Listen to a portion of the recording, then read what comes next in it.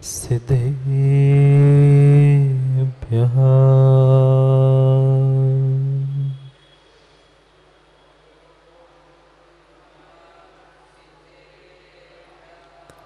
श्रीमद्परं गम्भीर स्याद्वाग्मोघलाञ्छनं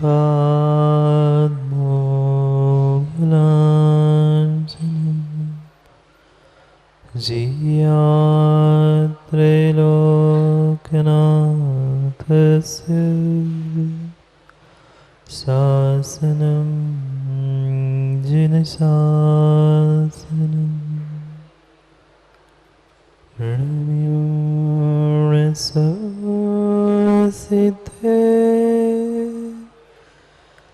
जानतं कविदिह संसारे दस दस दो दो बजने दस दोणुपेहणं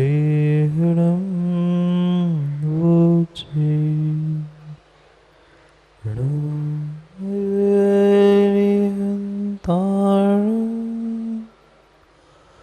नमो सिद्धाणं नमो आयरीयाणं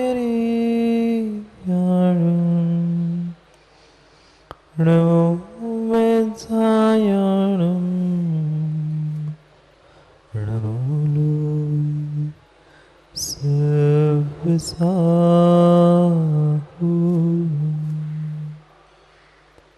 अनंत अनंत परम सिद्ध भगवान की 1800 आदिनाथ भगवान के परम पूज आचार्य भगवान कुंद कुंद स्वामी के परम पूज आचार्य भगवान गुरुवर विशुद्ध सागर जी महाराज के अहिंसामय विश्व धर्म के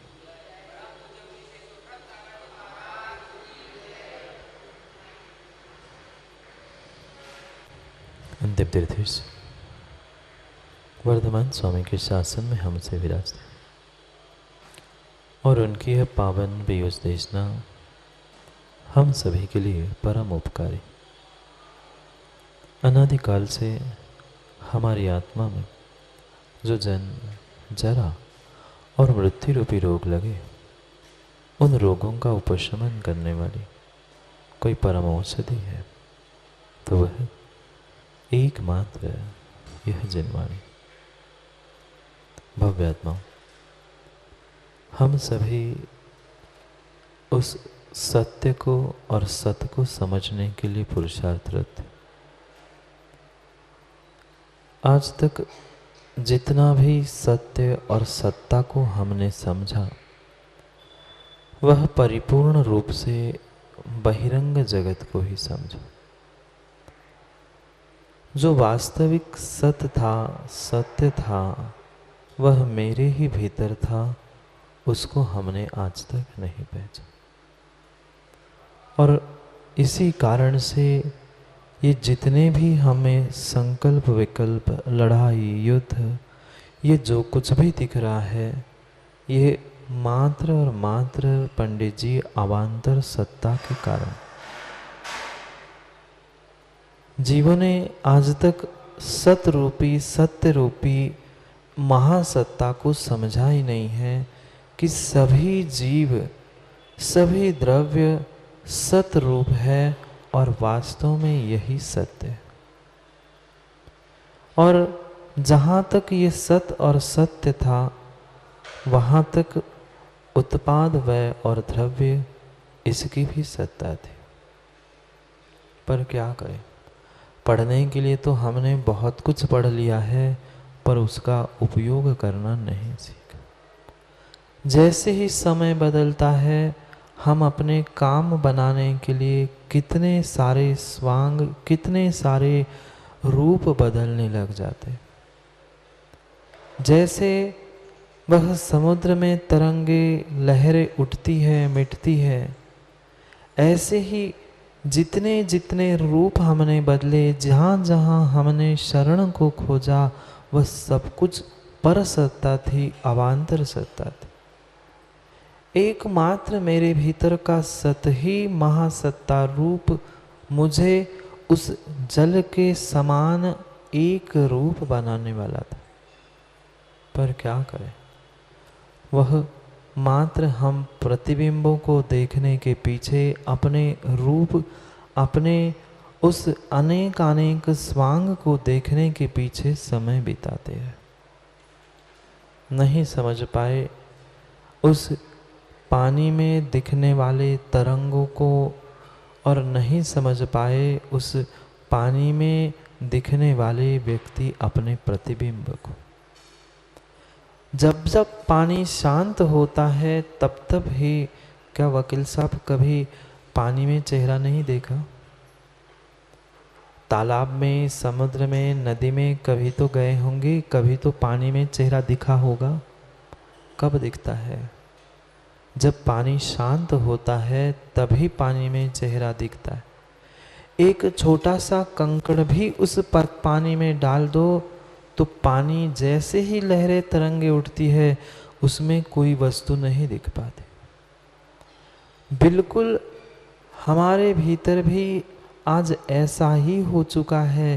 थोड़े से संकल्प विकल्प के पत्थर हमारे भीतर पड़ते हैं और निहाल चंद जी पता नहीं परिणाम कहाँ से कहाँ पहुँच जाते। ऐसा नहीं होता? हम चाहते हुए भी कुछ अच्छा स्वयं के जीवन के लिए नहीं कर पा रहे हैं, क्योंकि हम उस मचलते हुए पानी में प्रतिबिंब को देखना चाहते। हम अपने मचलते हुए मन में, मचलते हुए विचारों में ही सत्य को खोजना चाहते हैं। वह कभी भी, वह जैसे तरंगे पानी में उठती है, पानी में चेहरा नहीं दिखता, ऐसे ही मन में उठने वाले संकल्प विकल्पों से सत्य का बोध हो नहीं सकता। क्या सत्य था? किस सत्य और किस सत्ता को समझना था? हमने अनित्य भावना में भी समझा था द्रव्य तो सत्य था, उसकी सत्ता शाश्वत थी, पर पर्याय दृष्टि से नष्ट होने वाली। ऐसे ही हमें असरण भावना के निमित्त से भी सत्य को समझना है, पर वह सत्य दिखेगा कैसे? ये बाहर के चर्म चक्षु से, आँखों से यह सत्य दिखने वाला नहीं था। भीतर के अंतर चक्षु, भीतर की आँखों को खोलना हो, तभी सत्य को हम जान पाएंगे, समझ पाएंगे और जीवन में उतार पाएंगे। ऐसा नहीं है कि हम सत्य को नहीं जानते। माँ ऐसा है क्या? नहीं है। हम सत्य को जानते हैं, अवश्य जानते हैं, पर उस सत्य को हमने मात्र बाहर की आँखों से देखा है, भीतर की आँखों से हमने सत्य को पहचाना ही नहीं। और यही कारण है कि हमने बाहर के आँखों से सत्य को समझा है, इसलिए प्रति समय हम सहारे की और शरण की खोज कर रहे। कौन देगा साथ? कौन देगा शरण और कौन देगा सहारा? कोई नहीं देगा। शब्द ही स्वयं वकील साहब कह रहा है, सहारा। सहारा, जो स्वयं ही हारा है वो तुम्हारे लिए क्या सहारा देगा? नहीं आया पंडित जी शब्द समझ में? 3 अक्षर है सहारा में, स अलग कर दो, हारा अलग कर दो। जो हारा यानी हारने के साथ है, स्वयं ही डूब रहा है, वह क्या तुम्हें बचाएगा? कोई व्यक्ति माना कि पानी में डूब रहा था और उस पानी के ऊपर तिनका पड़ा था, आपने कह दिया वो तिनका पड़ा है, पकड़ लो, बच जाओगे। बचेगा? क्यों नहीं बचेगा? वो तिनका भी लकड़ी का ही है, पेड़ का ही एक अंग है, उसे पकड़कर वह बचना चाहिए था। सहारा, जो स्वयं ही हारा हुआ है संसार से, जो स्वयं ही पतित हो रहा है, वह तिनका दूसरे को क्या बचाएगा? पतंता स्वयमेव किम अन्यस्य हस्तावलंबनम। जो स्वयं ही डूब रहा है, स्वयं ही संसार में हारा है, दर दर की ठोकरें खा रहा है, कभी दूसरे की सहारे की शरण की खोज कर रहा है, वो हमें क्या सहारा देगा, हमें क्या शरण देगा? फिर भी हमें यह सत्य नहीं समझ में आ रहा। बचे क्या? जिसे हमने उम्मीद लगा के रखी थी, ये मेरे लिए सहारा है, ये मेरी रक्षा करेगा, ये मेरे लिए शरण है, कोई शरण कोई सहारा बचा? नहीं बचा। वह स्वयं शब्द सहारा, फिर भी सहारा सहारा, इसका सहारा माता पिता का, भाई बंधु का, कभी किसी की शरण और सहारा खोजते रहे। क्यों नहीं समझ में आ रहा कि जितने जितने यहाँ पर ये संबंध, वस्तुएं, जो कुछ भी हमें पर सत्ता रूप, अवान्तर सत्ता रूप मिले हैं, वे सब कुछ डूबने ही वाले हैं। तिनके को तो देख के सबने कह दिया तिनका तो डूबने वाला है, वो दूसरे को क्या सहारा देगा? पर मात्र तिनके की और पानी की बात नहीं चल रही है, संसार सागर में डूबने की बात चल रही है। जितने जितने संसार में संसारी जीव है, वे स्वयं तो डूबेंगे ही डूबेंगे, और तुम उसे बचाने की, उससे बचने का प्रयास कर रहे हो, तो तुम्हें लेके और डूब जाएंगे। क्या पत्थर के जहाज में बैठकर कोई सागर पार कर पाया? पत्थर के जहाज में बैठकर कोई व्यक्ति सागर, नदी, तालाब, जलाशय पार कर पाया? नहीं कर पाया। वह स्वयं भी डूबेगा और आपको भी ले डूबेगा। क्या ऐसी स्थिति संसारी जीवों के साथ नहीं है? पर फिर भी हम किससे उम्मीद बनाए रखे हैं, किससे हम समझ रहे हैं कि ये मुझे सहायता करे, ये मेरे लिए सहारा बने, ये मेरे लिए शरण हो, ये मेरे लिए रक्षा करे। कोई भी मेरी रक्षा, सहारा करने वाला नहीं। तो फिर ये अशरण भावना समझ के, सहारा नहीं है ये समझ के, क्या हम असहाय होके रोने लग जाए? कमरे में बैठकर ये निर्णय कर ले, ठीक है अब मेरा कुछ है ही नहीं है, कोई मेरा साथ देने वाला नहीं है, मुझे मरना ही है, तो मैं पूरे जीवन को नष्ट कर दूं? क्या शिक्षा दे रही है अशरण भावना? क्या समझा रही है? हमें वही समझना है। असहाय महसूस तो करा रही है। आचार्य भगवंतों ने ये जो अशरण भावना की व्याख्या की है, वे जरूर हमें असहाय महसूस कर रहे हैं। जो जो सहारा हमने मान के रखा था, हाथ में नहीं है, हाथ में लाठी है, किसी अन्य व्यक्ति का हाथ पकड़ा है, नहीं है, पर मन से जो हमने एक दूसरे को, एक दूसरे का सहारा, एक दूसरे का सुरक्षा कवच माना था, उस सहारे को छीनने का प्रयास कर। कभी बच्चों को चलते चलते हाथ पकड़ के चलाना सिखाया माँ? बच्चों को कभी हाथ पकड़ के चलाना सिखाया? चलाते चलाते बीच में समझदार माँ होती है, धीरे से उंगली नहीं छुड़ाती। कोई को गाड़ी चलाते हुए, साइकिल चलाते हुए विमल भैया नहीं देखा क्या? शुरू शुरू में तो वह चलाने सिखाने वाला साइकिल पकड़ता है, हैंडल पकड़ता है, सब कुछ पकड़ के चलाना सिखाता है, पर जैसे ही थोड़ा समय होता है वह धीरे धीरे हाथ छोड़ने लगता है। पूरा नहीं छोड़ा तो कुछ 4 कदम छोड़ दिए, फिर पकड़ लिए, फिर छोड़ा, फिर पकड़ लिया। क्यों? क्या धक्का देकर उसे गिराना चाहता था? गिर के उसे लग जाएगा तो आनंद आने वाला था? नहीं था। उसे गिराने की किंचित भी उसकी इच्छा नहीं थी। यही इच्छा थी कि मैं बार बार छोड़ूंगा, पकड़ूंगा तो कभी ना कभी वह स्वावलंबी बन जाएगा, अपनी जिम्मेदारी का बोध होगा और वह अपने से साइकिल चलाना और अपने पैरों पे खड़ा होना सीख जाएगा। यही तो उद्देश्य था ना माँ, यही तो उद्देश्य था। चाहे गाड़ी साइकिल चलानी हो, चाहे पैदल चलना सिखाना हो, वह जैसे ही सीख लेता है व्यक्ति अपनी उंगली छोड़ देता है। वह बालक भी भ्रमित था। माता पिता मेरी उंगली पकड़कर चलाना सिखा रहे थे, वह चलाना नहीं सिखा रहे थे, तुम्हें अकेला करने के लिए प्रयासरत थे। कहते भी है कब तक पिताजी की खातिर रहोगे, कभी तो अपनी व्यापार, अपना दुकान, अपना तो कुछ बना लो। क्यों क्यों? कोई उनसे घृणा नहीं थी, कोई उनसे बुराई नहीं थी, मात्र इतना ही था कि ये जीव भी अपने स्वयं के पैरों पर खड़ा हो जाए और स्वयं से सब काम करने लग जाए। ये अशरण भावना के पीछे आचार्य भगवंत का यही उद्देश्य है। पहले आप असहाय हो ये महसूस करो कि आपके लिए कोई भी सहारा देने वाला नहीं है। जितने जितने तुमने सहारे खोज के रखे थे, शरण खोज के रखे थे संसार में, उन सब को छीन लिया। अब अपन पैरों पर खड़े हो जाओ, अपने स्वयं के बलबूते पर खड़े हो जाओ। जब तक तुम स्वयं के पैरों में शक्ति है ये स्वीकार नहीं करोगे, स्वयं अकेले चल सकते हो यह महसूस नहीं करोगे, तब तक कभी भी खड़े नहीं हो सकते। माँ कैसे बच्चों को पकड़ पकड़ कर खड़ा करते हो। खड़े हो जा बेटा, बेटा खड़े हो जा, खड़े हो जा। मैंने पकड़ लिया और पकड़ते पकड़ते छोड़ दिया।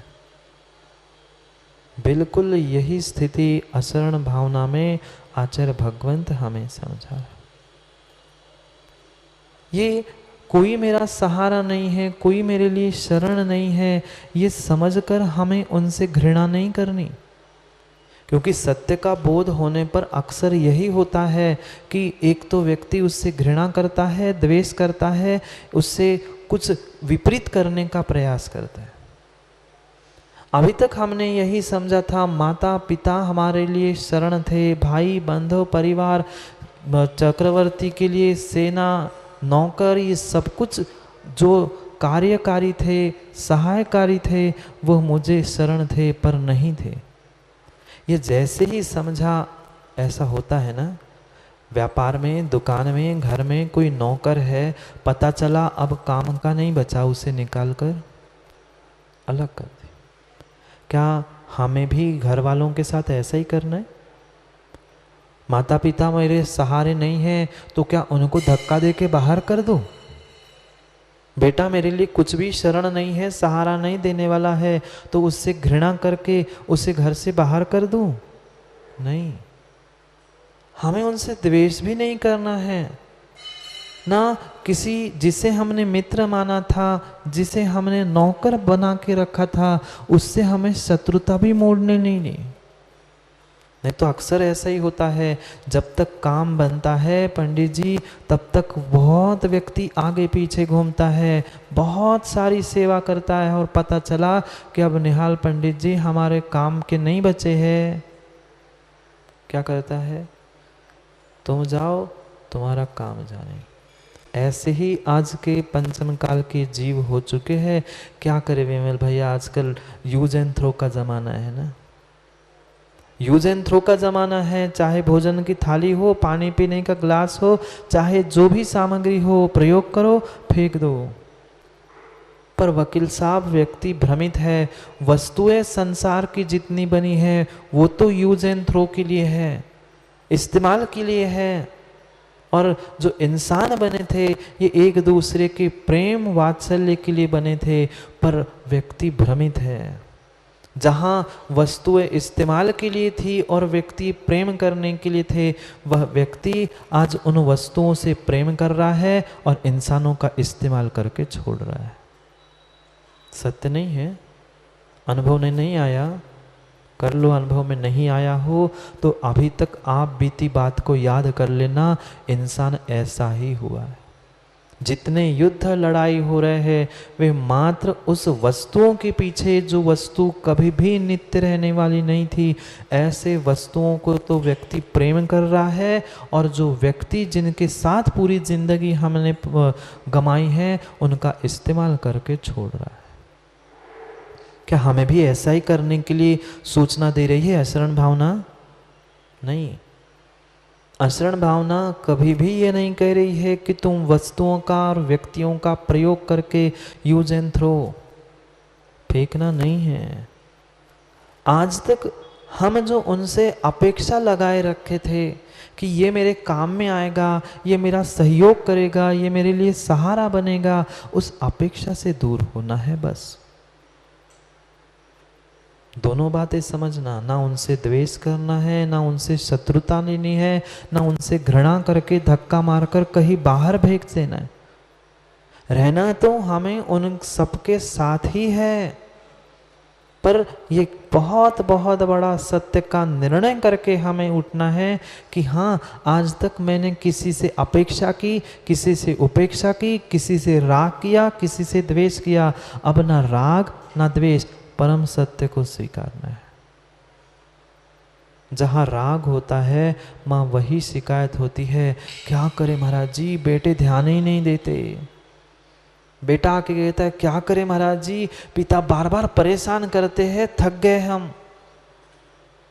जहाँ राग था वहाँ शिकायत थी, और जहाँ द्वेष था वहाँ घृणा थी। ना हमें राग के वशीभूत होकर शिकायत करनी है कि इनने ऐसा किया, इनने ऐसा नहीं किया।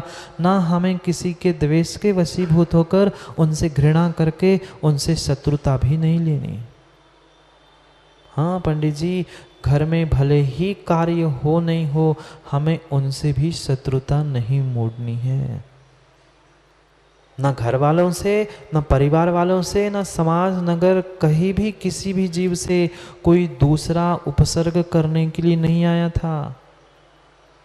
कोई दूसरा उपसर्ग करने के लिए नहीं आया था। पारसनाथ के जीव पर किसने किया था?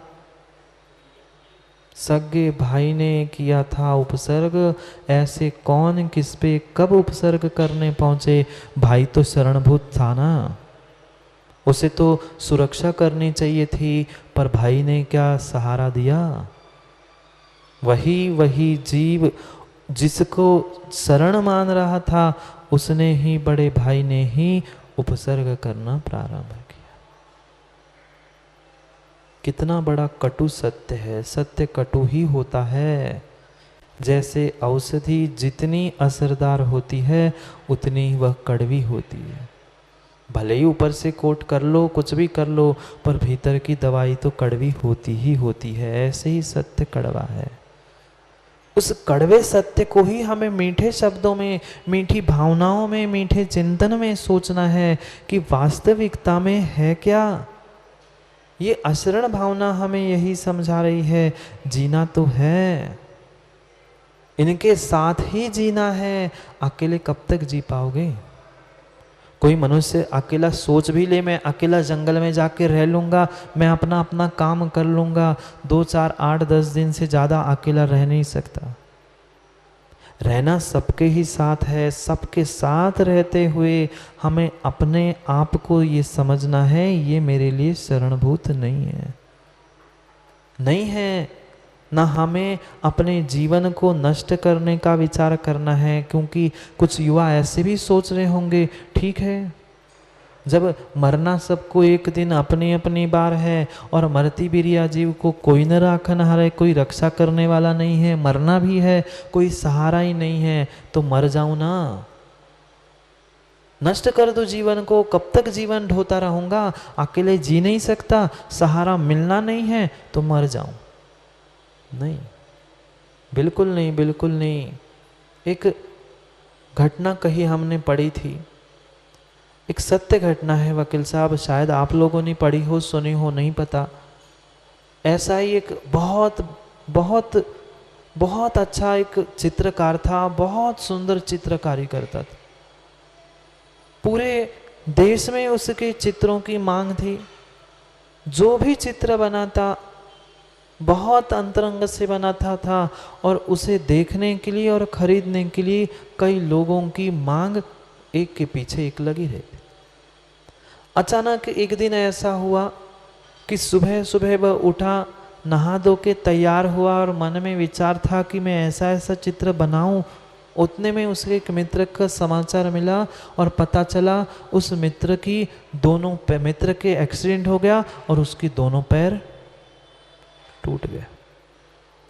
वो सोचता है ये क्या है, आज सुबह से ही ऐसी बात हो गई।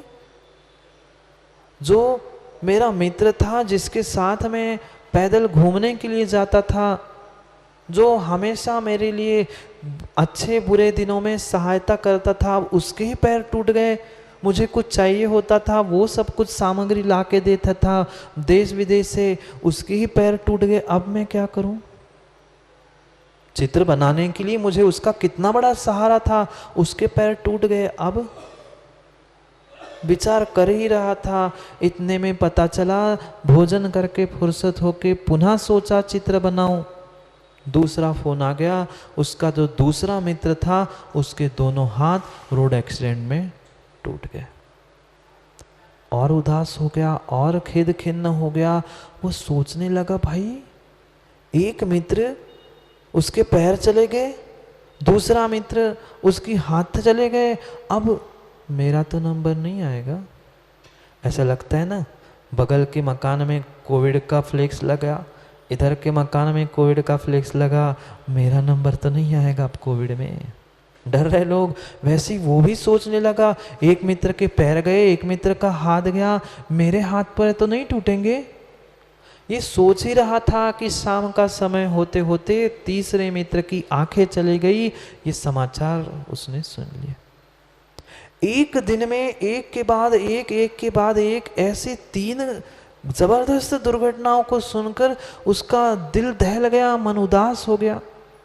वो सोचने लगा, अब क्या करूं, अब करूं तो क्या करूं। मैं जो कुछ भी करता था, इन तीनों मित्रों का मुझे परम सहारा था, ये मेरे लिए सब कुछ करते थे, और आज इनका हाथ, किसी का हाथ, किसी की पैर, किसी की आंखें, किसी का कुछ, मेरा नंबर भी लगेगा। बेचारा रात भर सो नहीं पाया चैन से। रात भर दिलो दिमाग में उसकी एक ही बात, शायद अब मेरे भी पैर टूटेंगे, मेरे हाथ टूटेंगे और मेरी भी आंखें चली जाएंगी। ऐसा होता है, कई बार ऐसा होता है। बगल वाले को, घर में किसी को सामान्य बुखार भी आ जाए, तुम्हें लगता है ना, मुझे नहीं हो जाए, मुझे ना हो जाए, मुझे ना हो जाए। अब तो बात ही अलग है कोविड की, पर सामान्य भी कोई बीमारी हो जाए तो हमें भी लगता है, अरे पिताजी को था, हमें तो नहीं होगा, माँ को था तो हमें तो नहीं होगा। लगता है कि नहीं विमल? उसने भी सोचा, अब मित्र आने से रहे। वह रात भर बेचारा सोचता रहा, हो ना हो मेरे भी साथ यही होगा, कब मेरे पैर टूट जाए, कब मेरे पैरों का, हाथों का और आंखों का सहारा छूट जाए। मित्रों का तो सहारा छूट गया, ऐसे ही मेरा भी ये जीवन नष्ट होने वाला है, मैं क्या करूं। रात भर उसने सोचा और दूसरे दिन से सुबह से निर्णय किया कि आज से मैं कोई चित्र बनाने वाला नहीं। क्या कहा? पंडित जी, आज से मैं कोई कविता लिखने वाला नहीं हूँ। जब मैं नहीं बचने वाला हूँ, लिखने वाला बचने वाला नहीं है, बस जितने प्रकाशन किए हैं कुछ भी बचने वाला नहीं है, तो उससे अच्छा ना लिखूँ ना। क्यों व्यर्थ में मेहनत करूँ, दिमाग लगाऊँ, कागज पेन भर लूँ, क्यों लिखूँ। लिखने वाला नहीं बचा, लिखा बचा नहीं है। कितने कितने बड़े बड़े कवि निकल गए, कितने बड़े बड़े चित्रकार चले गए, मेरा कुछ अस्तित्व ही नहीं है। मेरी आंखें फूट जाएगी, हाथ पैर चले जाएंगे, मैं किस लिए लिखूं। है ही नहीं है किसी का सहारा। जब शरीर साथ नहीं देगा, मित्रों ने साथ नहीं दी, मैं किसके लिए चित्र बनाऊं और किसके लिए कविता लिखूं। उदास हो गया, निर्णय कर लिया कि आज से मैं कोई भी चित्र बनाने वाला नहीं। घर के लोगों ने और जो कुछ भी मित्र थे, उन्होंने फोन पर भी खूब समझाया, भाई तू ये क्यों कर रहा है ऐसा, क्यों अपने आप जीवन से विमुख हो रहे हो। जीवन से विमुख नहीं हो, बिल्कुल जीवन से विमुख नहीं हो। तेरे साथ जरूरी है क्या? तेरे मित्रों के पैर टूट गए, तेरे मित्रों के हाथ, आंखें वो चली गई, तेरे साथ ये हो जरूरी नहीं है। क्या समझाते घर वाले? ऐसे ही समझाते हैं ना, उनके घर में मृत्यु हुई, तुम्हारे यहाँ होगी क्या? नहीं होगी तो क्यों डर रहा है? सत्य कोई नहीं कहता। वो कहता है कैसे नहीं होगी, जरूरी है क्या? उसके साथ हुआ है तो मेरे साथ भी हो सकता है। मैं कुछ भी करने वाला नहीं, हताश हो गया, हाथ पे हाथ रख के बैठने लग गया, मैं कुछ नहीं करूँगा, कुछ नहीं करूँगा। कई सारे जीव ऐसे ही होते हैं, कई सारे जीव ऐसे होते हैं जैसे ही सत्य का बोध होता है वह सोचने लगते बस अब जिंदगी में कुछ नहीं बचा है, मैं जल्दी से जाके मर जाऊं। वह भी काम कम करने लग गया और ज़्यादा विचार करने लगा। ऐसे ही होता है ना माँ, खाली दिमाग शैतान का घर। अब काम कुछ है नहीं है, विचारों के बाद विचार, विचारों के बाद विचार, प्रतिदिन सुबह शाम वही सोचने लगा। अब मेरे पैर टूटेंगे, अब मेरे हाथ टूटेंगे, अब मेरी आंखें जाएंगी, मैं क्या करूं, कोई सहारा नहीं है, मैं मर जाऊं क्या। नहीं, ये आचरण भावना भी हमें मरने की बात, जीवन से अपने आप को विमुख करने की, विड्रॉ करने की बात नहीं कह रही है, पर जीवन जीने की कला बता रही है। काफी समय बीत गया, सबने समझाया मन लगाने के लिए तो चित्र बनाओ, मत बेचो, मत किसी को दे दो, पर कम से कम दिन में कुछ तो बना लो जिससे तेरा मन लगा रहेगा। जब तक हाथ पैर चल रहे हैं कर लो, पता नहीं तेरे साथ तो ऐसा होगा ही नहीं, तू इतना पुण्यात्मा है, तूने इतना अच्छा काम किया है। लोग ऐसे ही पंडित जी समझाने वाले मिलेंगे, आपके साथ थोड़ी ऐसा होगा, आप तो करो करो। पर वो कुछ समझ नहीं पाया, अपने उस अनसुलझे प्रश्नों को सुलझा ही नहीं पा रहा था।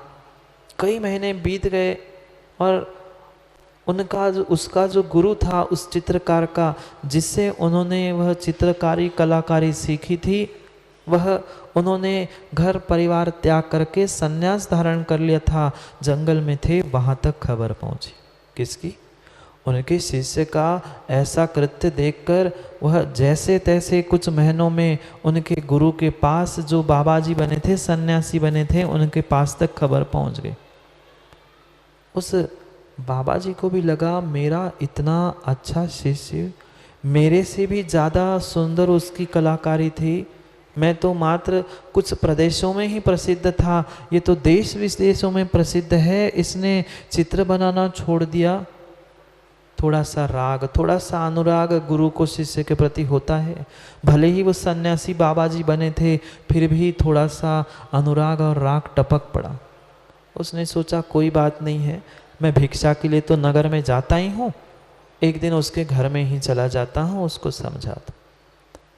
फिर वह गुरुजी बाबा जी पहुँचे उसके घर में, और घर में जाकर उसने पूरी बात पूछ ली। क्यों भाई, मैंने ऐसा ऐसा सुना है, तू तो बहुत विख्यात हुआ है, देश विदेशों में तेरी चित्रकारी जाती है, तू बहुत प्रसिद्ध हो गया है, तूने तो, ऐसा होता ही है, थोड़ी प्रशंसा करके चढ़ाना तो जरूरी था, तू तो गुरु से भी आगे निकल गया, देश विदेश में तेरी चित्रकारी जाने लग गई।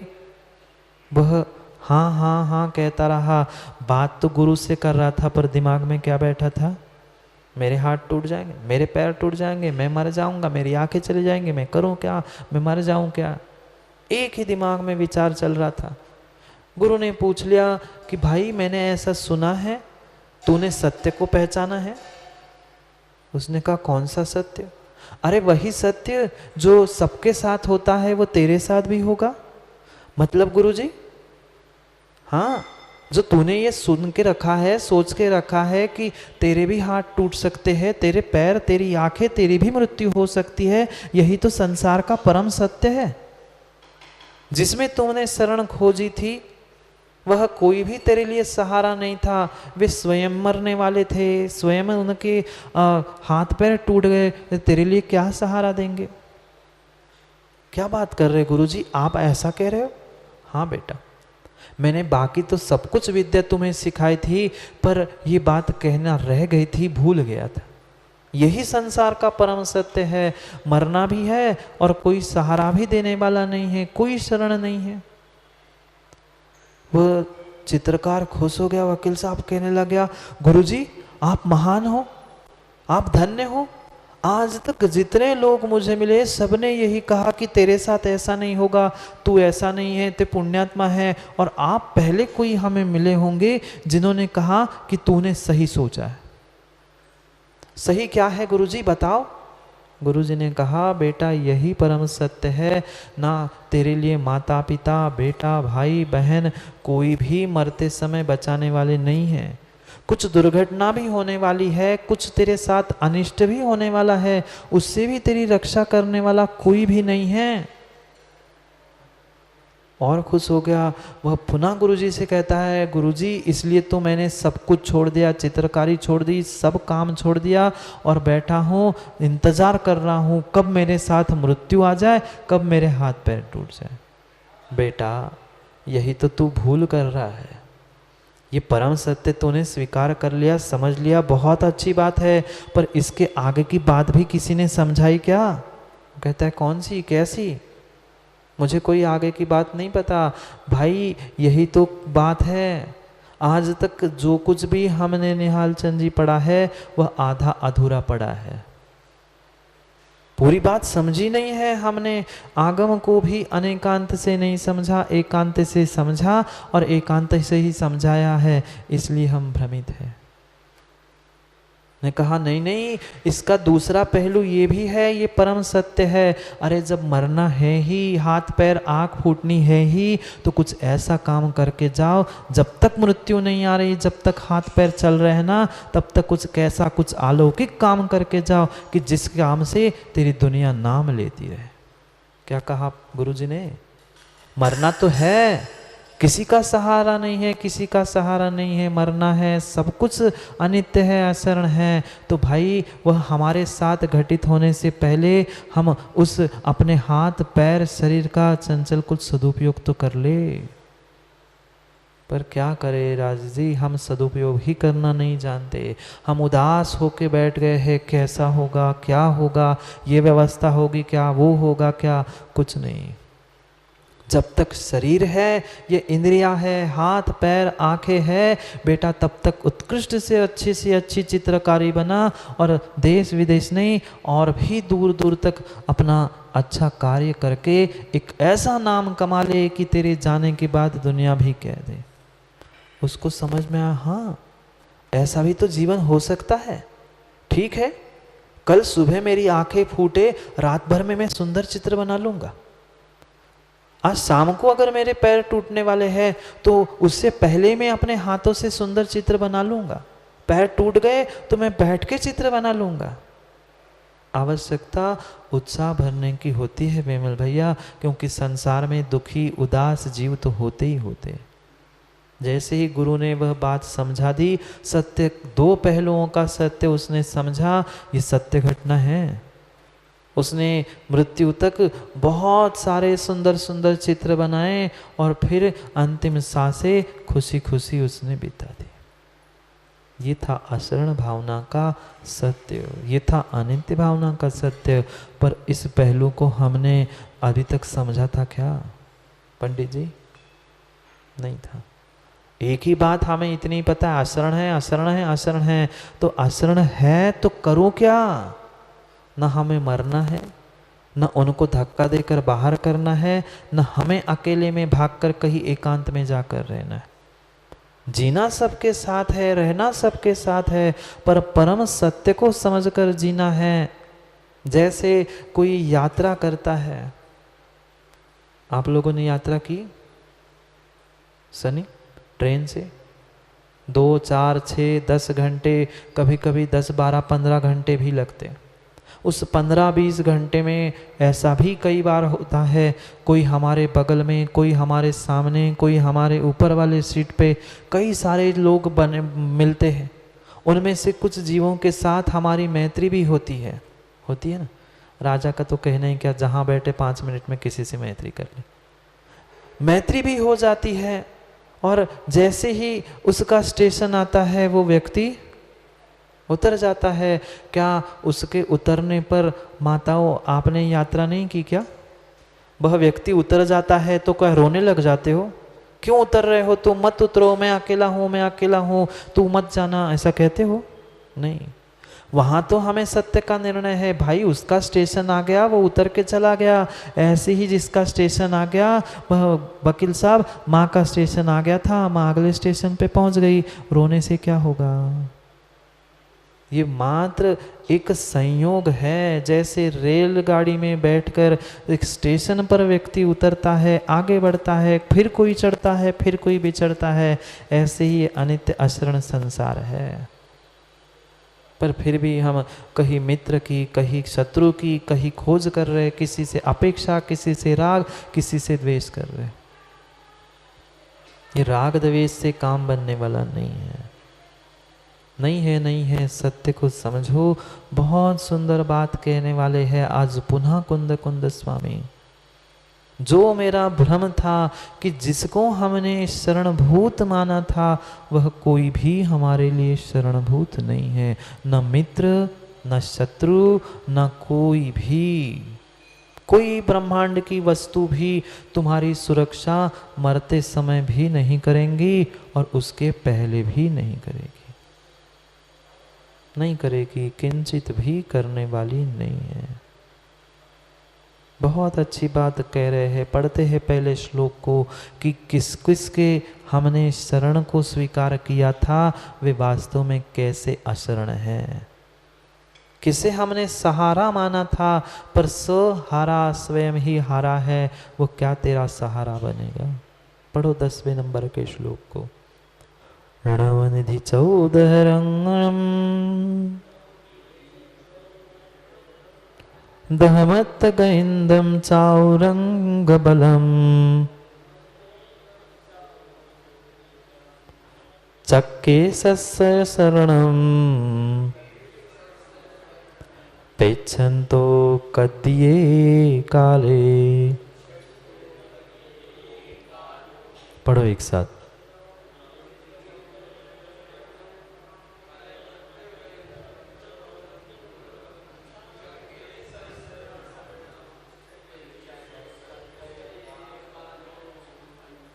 कितनी बड़ी बात कह दी। नवनिधि 14 रैणम।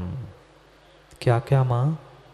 नवनिधि 14 रत्न। आपके घर में कितने रत्न? माताओं आपके घर में कितने सारे रत्न? उनके रत्न हमारे जैसे इतने इतने रत्न नहीं, चेतन अचेतन ऐसे 14 रत्न जिसके पास थे, 9 निधियाँ जिसके पास थी, वह 9 निधियाँ 14 रत्न, वह चौरंग सेना, चौरंग सेना, घोड़ा, हाथी, पैदल आदि आदि सब कुछ होने के बाद भी क्या उस चक्रवर्ती को वे शरण थे? कहाँ गए 14 रत्न? कहाँ गए 9 निधियाँ? कहाँ गए चौरंग सेनानी? सब नष्ट हो गए। जैसे ही जीव का पुण्य और जीव चला गया, चक्रवर्ती के बेटे को मिलते हैं क्या? पिता का सब कुछ बेटे को मिलना चाहिए था ना, पर बचा क्या? जैसे ही चक्रवर्ती चला गया, 14 रत्न, 9 निधि, सेना सब कुछ विलीन हो गई, तत्क्षण विलीन हो गई। कोई 1 घंटा 2 घंटा देखने का भी समय नहीं मिला। इधर प्राण पखेरु चक्रवर्ती के उड़ गए, वे भी चले गए, फिर उनसे क्या किसकी रक्षा?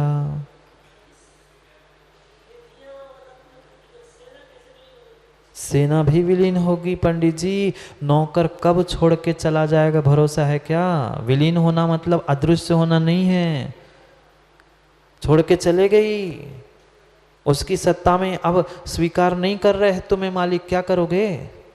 भले ही तुम्हारे में घर में भी रह रहा है, भले ही तुम्हारे दुकान में, अब तुम्हें मान नहीं रहा है, तुम्हारे बेटे को मान रहा है, बेटा बेटे को भी नहीं मान रहा है, अब क्या करोगे? मानने न मानने पर है ना नौकर। वह नौकर काम में नहीं आएंगे, वह चक्रवर्ती की सेना भी काम में नहीं आएगी। मात्र कहते रहना सम्राट महाबल सेनानी उस क्षण को टाल सकेगा क्या? टाल सका? नहीं, नहीं टाल सका। 3 खंड को जीतने वाला कोमल दादा व नारायण कहाँ गया? चक्र रत्न हलधर सा भाई, चक्र रत्न हलधर सा भाई, काम नहीं आया, एक तीर के लगत कृष्ण की विनस गई काया। चक्र रत्न था ना तुम्हारे पास, तो चला देते तुरंत ही चक्र रत्न, पहले ही चक्र रत्न से सुरक्षा बना लेते।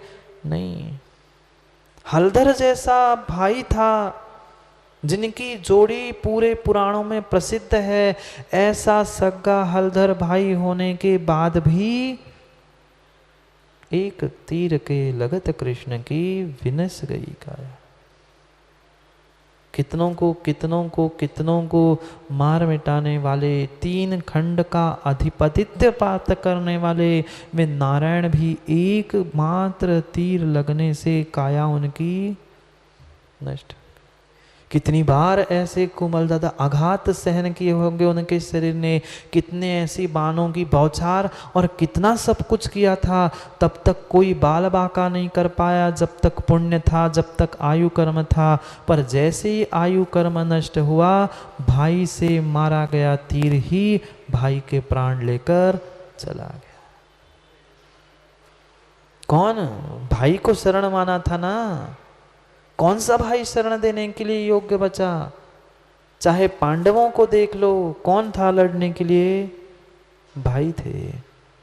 चाहे पारसनाथ भगवान को उठा के, उनके इतिहास को उठा के देखना, किसने उपसर्ग किए 10-10 भाव तक, फिर भी हमारा राग टपकता है, मेरा भाई है।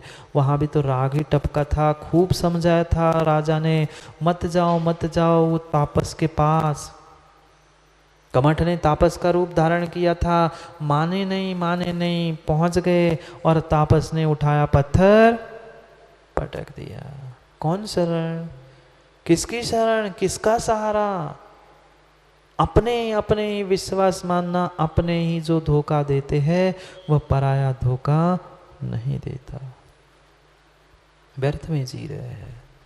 न चक्र रत्न काम में आया, हलधर सा भाई काम में नहीं आया। समय आने पर सब कुछ जाना ही है। चक्के सस्य शरणम, यह चक्रवर्ती को शरण न शरणम। जब चक्रवर्ती के लिए शरण नहीं, कितने हाथी घोड़ा, पंडित जी 84 लाख, माँ याद नहीं है? बोलो ना, 84 लाख हाथी छोड़े, कोड़ 18 घोड़े छोड़े, 184 हाथी, सब कुछ कहाँ चले गए?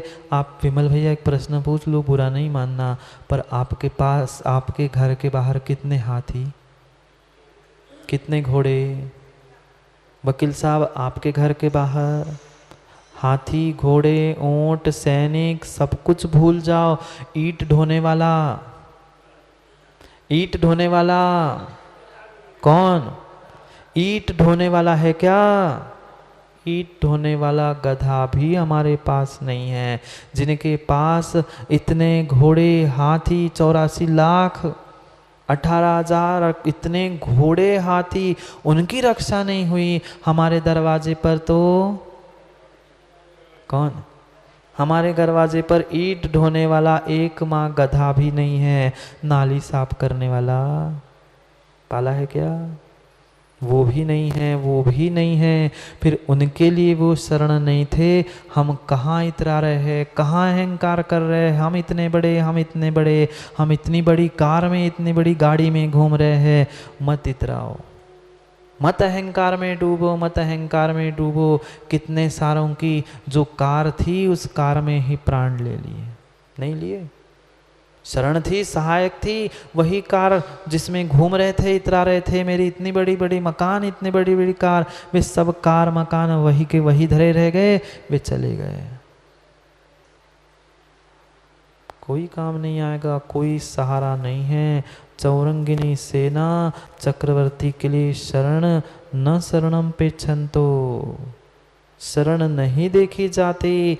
वह फिर भी कद्दिए काले, काल के द्वारा मर्दन किए जाने पर, जब काल के द्वारा वह काल के ग्रास तुम बन जाओगे, तुम्हें कोई भी बचाने नहीं आएगा। चाहे जितने मंत्र, तंत्र, विद्या, धन, संपत्ति, नौकर, सेना, जो कुछ भी बना के रख देना, किला भी बांध के रख लेना, चाहे bullet proof jacket, bullet proof कांच के अंदर घूमना, जब मारना होता है तो वो बुलेट प्रूफ जैकेट सहित ही तुम्हें उड़ा देता है। सुरक्षा कैसी होती है पंतप्रधान आदि आदियों की, उनकी कितनी सारी बुलेट प्रूफ व्यवस्था होती है, पर पता नहीं कहाँ से बुलेट कहाँ आके कब प्राण ले जाते हैं। जिसने बुलेट प्रूफ पहनाया था उसने ही बुलेट से उड़ा दिया। कहाँ व्यर्थ में हम डूबे हैं, कहाँ व्यर्थ में हम डूबे हैं। इस संसार में किसी शत्रु मित्र अच्छे बुरे किसी व्यक्ति में शरण की खोज मत करो, सहारे की खोज मत करो। कोई शरण देने वाला नहीं है, कोई शरण करने वाला नहीं है। एकमेव शरण है, निश्चय व्यवहार से उसे कल समझेंगे। क्या करे, समय हो जाता है, घड़ी को भी तो देखना होता है। ये भी सत्य का बोध कराने के लिए गए। सत्य का बोध इससे अलावा क्या हो सकता है। कब चली जाए निहाल चंद जी? कौन? लाइट नहीं, ये भीतर की प्राण पखेरु रूप लाइट कब चली जाए, कोई सहारा नहीं, कोई नित्यता नहीं है, कोई शरण नहीं है। पर फिर भी हम नहीं समझ पा रहे। पल पल उस धन को, संबंधों को जोड़ने के पीछे हम अपने समय को बर्बाद कर रहे हैं और कुछ नहीं। मात्र अशरण भावना हमें यही समझा रही है, जीवन से विमुख मत हो। रहना सबके साथ है, किसी से घृणा मत करो, किसी के साथ उपेक्षा अपेक्षा किसी भी प्रकार का व्यवहार मत करो। अगर कुछ करना है तो अपने आप का ही चिंतन करो। पर कहाँ हम इतने उलझ चुके हैं अन्य स्थानों में, कभी इससे शिकायत, कभी इससे घृणा, कभी इससे राग, कभी उससे द्वेष, मात्र इसमें ही हमारी परिणति चल रही है। यही अक्सर देखा जाता है, यही अक्सर देखा जाता है। एक के राग में हम दूसरे से द्वेष करते हैं और दूसरे के द्वेष को निभाने के पीछे कोमल जाता व्यक्ति किसी तीसरे से राग कर बैठता है। न राग बचेगा ना द्वेष बचेगा। जिसके राग में भी डूबकर तुम दूसरे से द्वेष कर रहे हो ना, वह राग करने वाला व्यक्ति भी समय पर सहयोग नहीं करेगा। हाँ, जिसके लिए जल रहे हो रोज याद दिलाते हैं, रोज याद दिलाते हैं भैया, जिसके लिए जल रहे हो ना वह तुम्हें जलाने ही आएगा। वो कभी भी नमोकार सुनाने आए नहीं आए, बात की बात है, पर जलाने वो पक्का है।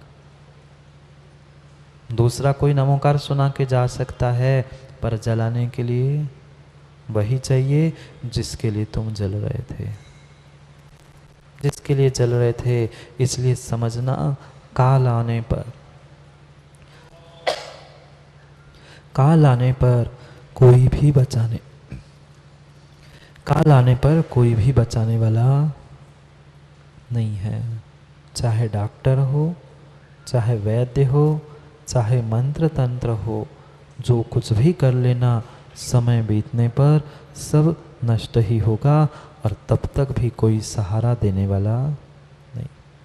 करेंगे कल सहारे की भी बात, शरण की भी बात, क्योंकि अगर ब्रह्मांड में कोई शरण है तो धर्म ही शरण है, रत्नंत्र ही शरण है, सम्यक दर्शन ही शरण है, पंच परम गुरु ही शरण है और निश्चय से मात्र आत्मा ही शरण है। कल शरण को भी समझेंगे अशरण भावना के साथ साथ, पर आज का समय तो पूर्ण हुआ। करेंगे कल पुनः समय पर समय की बात, क्योंकि समय पे किया गया काम समय को दिलाता है। बोले भगवान महावीर स्वामी की